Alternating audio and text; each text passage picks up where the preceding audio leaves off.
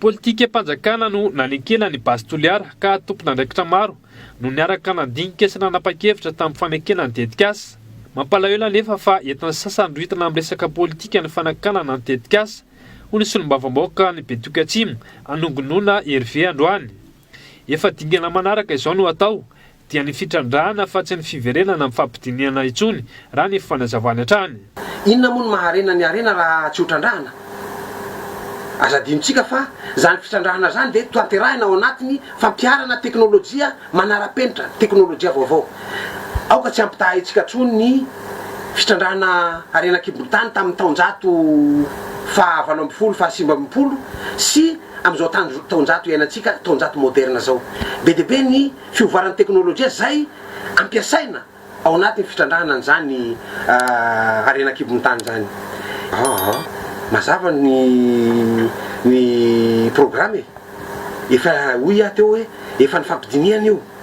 Androany tedaviny sasana averina indray zay zavatra efa vita. Miditra midingana manaraka atsika dia ny fitrandrahana an'io fa sy mainty ao Toliara io. Tsy marina ny filazana fa miteraka aretina ny tetikasa basy Toliara. Efa fitaovana moderna no ampiasaina hitrandrahana ny fasy mainty ka tsy manimba ny fahasalamana velively. Tony efa misy ao amin'ny fitrandrahana fasy mainty ao Fort Dauphin ho ny solombavambaoaka ny Betoky Atsimo hatrany. Be dia be ny milaza hoe misy radioactivité io, tsy misy mandany misy radioactivité io. Raha notaniko nareo zao hoe izy aminareo reo no tsy manana téléphone portable any anaty poche. Izy amin'izy ireo no tsy mampiasa téléphone portable. Fa ngany téléphone portable tsy fantatry zareo fa misy radiation koa.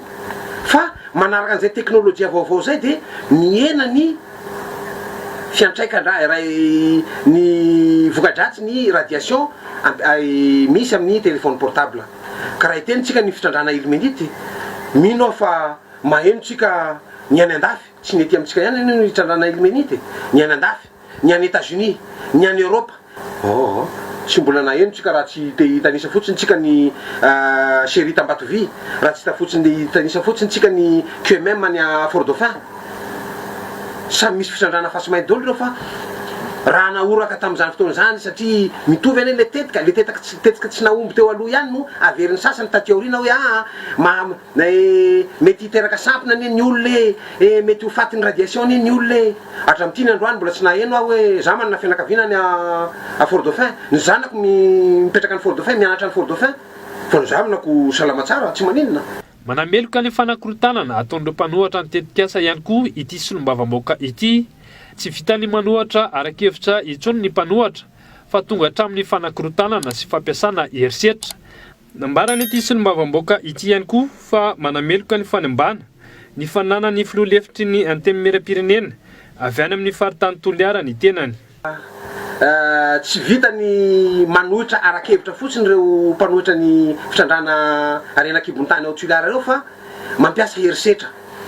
Eto aho satria apetranareo ny fanontaniana dia manararaotra mitondra ny fanamelohako sy ny fanamelohan'ny vahoaka ny Betoky Atsimo. Mba tsy tenenako fanamelohan'ny malagasy ray manontolo satria solombavambaoaka ny Madagasikara na ny tena.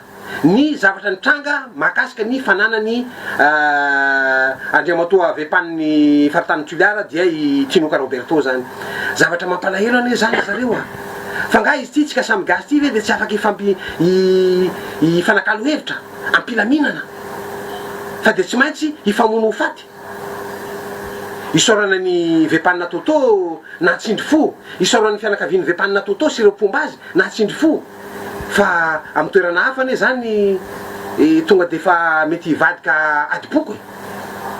Isaoran'Andriamanitra fa tsy misy an'izany tsika. Vahoaka matotra ny vahoaka ny Toliara. Ekeko fa mety zay ny teti-jatsy ny sasany ane nanapotena ny fananany Vepanina Toto mba anerena ny mpomba ny Vepanina Toto hioapefy koa ohatran'ny fioaran-jareo fefy satria nanamafy hatrany ity solombavambaoaka ity fa maro ry tombotsoa azony Madagasikara amin'ny fifanarahana amin'ny tetikasa basy Toliara. Anisan'izany ny asa ho an'ny vahoaka malagasy, eo ihany koa ny vola mitetana $20 tapitrisa izay ho azon'ny fitondrana malagasy.